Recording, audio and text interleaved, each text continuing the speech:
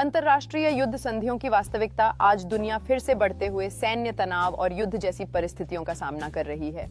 हर देश शांति संधियों पर हस्ताक्षर करता है, हर नेता अंतर्राष्ट्रीय कानून की बात करता है, फिर भी युद्ध क्यों होते रहते हैं? तो एक गंभीर प्रश्न उठता है, यदि अंतर्राष्ट्रीय युद्ध संधियां मौजूद हैं, तो दुनिया में युद्ध क्यों रुक नहीं रहे? क्या ये संधियां वास्तव में शक्तिशाली कानूनी साधन हैं या केवल कूटनीतिक वादे जिनका कोई वास्तविक प्रवर्तन नहीं है? इस वीडियो में हम समझेंगे अंतर्राष्ट्रीय युद्ध संधियों की वास्तविक कानूनी स्थिति, आधुनिक संघर्षों में उनकी भूमिका और क्यों अलग-अलग देश अंतर्राष्ट्रीय कानून की अलग-अलग व्याख्या करते हैं।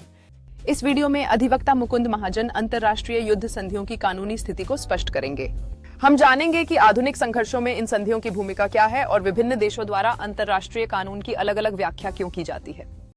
मेरे YouTube channel legal information law insights में आपका स्वागत है। मैं एडवोकेट मुकुंद महाजन। आज विश्व इजराइल, अमेरिका, सऊदी अरब तथा मध्य पूर्व के अनेक क्षेत्रों से जुड़ी बढ़ती सैन्य तनावपूर्ण परिस्थितियों को देख रहा है। एक गंभीर कानूनी प्रश्न उत्पन्न होता है, यदि अंतर्राष्ट्रीय युद्ध संधियां मौजूद हैं, यदि वैश्विक संगठन शांति को बढ़ावा देते हैं, तो फिर युद्ध क्यों होते हैं? आइए अंतर्राष्ट्रीय युद्ध संधियों की कानूनी वास्तविकता को शांत, तथ्यात्मक और निष्पक्ष रूप से समझते हैं। भाग 1, अंतर्राष्ट्रीय युद्ध कानून क्यों बनाया गया? दो विश्व युद्धों की विनाशकारी घटनाओं के बाद मानवता ने समझा कि अनियंत्रित युद्ध पूरी सभ्यता को नष्ट कर सकते हैं। लाखों लोगों ने अपने जीवन खो दिए, पूरे समाज ढह गए। राष्ट्रों ने सहमति व्यक्त की कि भले ही युद्धों को पूरी तरह रोका न जा सके, लेकिन उन्हें कम से कम नियमों के अधीन अवश्य किया जाना चाहिए। इसी से आधुनिक अंतर्राष्ट्रीय मानवीय कानून का विकास हुआ। इसका उद्देश्य सरल था, नागरिकों की सुरक्षा करना, सैन्य क्रूरता को सीमित करना, विवादों का शांतिपूर्ण समाधान बढ़ावा देना। भाग 2, प्रमुख अंतर्राष्ट्रीय युद्ध संधियां। Geneva conventions. जेनेवा कन्वेंशंस मानवीय कानून की आधारशिला हैं। इनके अनुसार नागरिकों को निशाना नहीं बनाया जाना चाहिए, घायल सैनिकों को उपचार मिलना चाहिए, युद्धबंदियों को यातना या अपमान से संरक्षण मिलना चाहिए। विश्व के लगभग सभी देशों ने इन सिद्धांतों को स्वीकार किया है।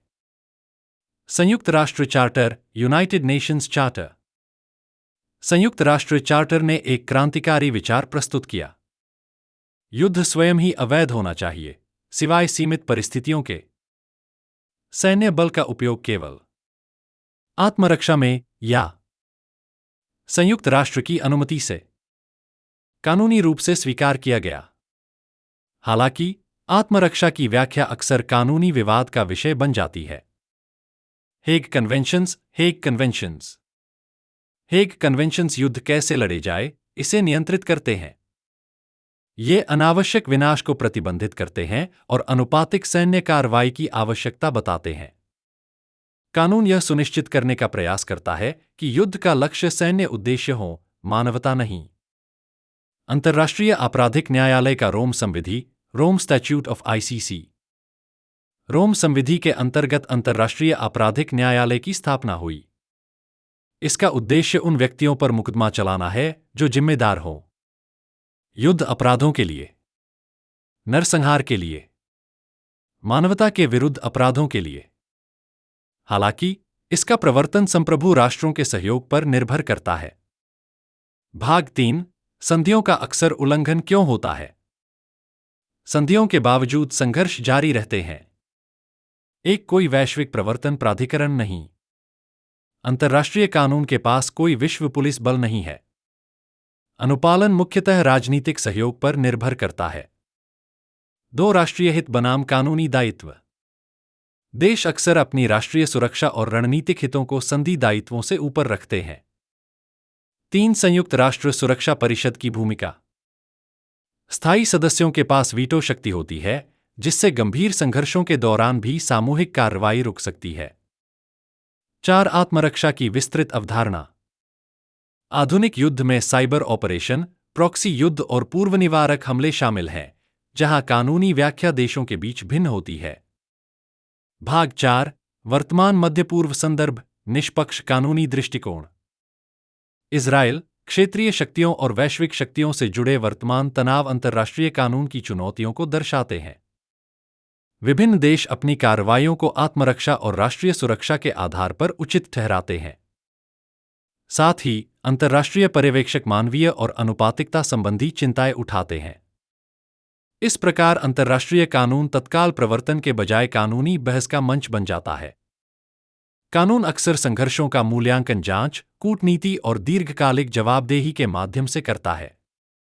भाग 5, क्या अंतर्राष्ट्रीय कानून वास्तव में काम करता है?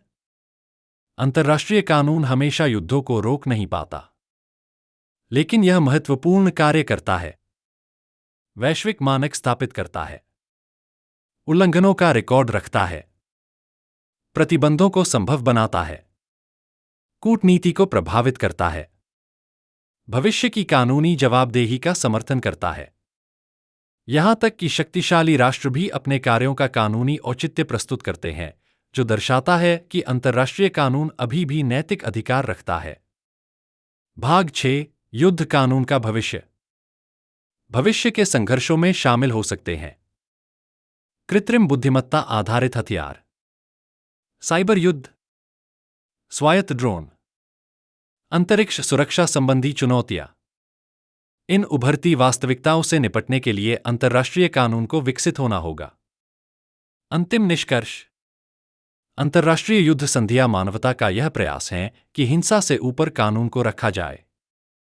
वे युद्धों को पूरी तरह समाप्त नहीं कर सकती, लेकिन वे राष्ट्रों को यह याद दिलाती हैं कि संघर्ष के समय भी मानवता का अस्तित्व बना रहना चाहिए। अंतर्राष्ट्रीय कानून पूर्ण नहीं है, फिर भी वैश्विक शांति के लिए आवश्यक है। अस्वीकरण, डिस्क्लेमर: यह वीडियो केवल शैक्षिक और कानूनी जागरूकता के उद्देश्य से तैयार किया गया है। यह किसी भी देश, सरकार या सैन्य कार्रवाई का समर्थन या विरोध नहीं करता। वीडियो देखने के लिए धन्यवाद।